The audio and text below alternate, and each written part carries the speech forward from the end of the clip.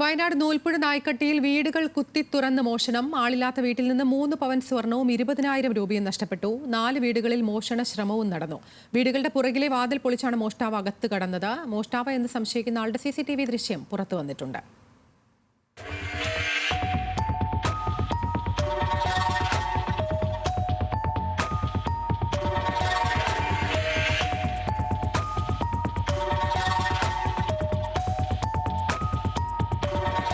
കഴിഞ്ഞ ദിവസം പുലർച്ചെ 2 മണിക്കും 3:30-ഇടയിൽ മോഷണം നടന്നതായാണ് സംശയിക്കുന്നത്.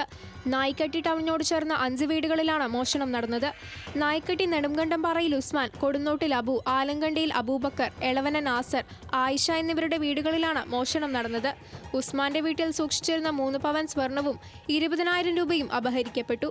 ഇവർ കഴിഞ്ഞ ദിവസങ്ങളിൽ വീട്ടിലുണ്ടായിരുന്നില്ല. ഇന്ന് ഉച്ചയോടെ വീട്ടിലെത്തിയപ്പോഴാണ് മോഷണ വിവരം അറിയുന്നത്. മറ്റ് 4 വീടുകളിൽ മോഷണ ശ്രമവുമാണ് നടന്നിരിക്കുന്നത്. വീടുകളുടെ പുറകിലെ വാതിലിന്റെ കൊളുത്തുകൾ തകർത്താണ് മോഷ്ടാവ് അകത്ത് പ്രവേശിച്ചിരിക്കുന്നത്.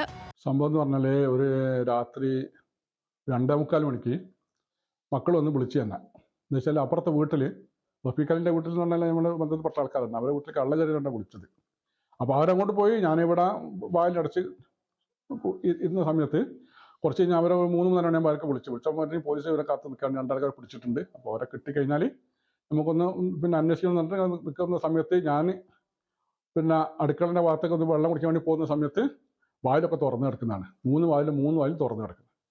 അപ്പോൾ നോക്കുമ്പോഴാണ് നമ്മളവിടെ കള്ളം കയറിയിട്ടുണ്ട് എന്നുള്ളത് മനസ്സിലാവുന്നത്. അപ്പോൾ ഞാൻ അവരെ വിളിച്ച് നമ്മൾ വന്ന് നോക്കുന്ന സമയത്ത് ഇവിടെ യാദൃശ്യമായിട്ട് ഇങ്ങനെ കള്ളൻ എങ്ങനെ കയറിയെന്നോ ഒന്നും നമുക്കറിയുന്നില്ല. എല്ലാ വാതിലും പൂട്ടിക്കിടക്കുകയാണ്. ജനല അങ്ങനത്തെ ഒന്നും പൊളിച്ചായിട്ടൊന്നും അറിയുന്നില്ല. വന്ന സമയത്ത് ഇവിടെ റൂമൊക്കെ ഒന്ന് പരിശോധിക്കുന്ന സമയത്ത് പരിശോധിച്ചപ്പോൾ ഇവിടെ മകളില്ല, അവിടെ ഓള് ഗൾഫിലാണ്.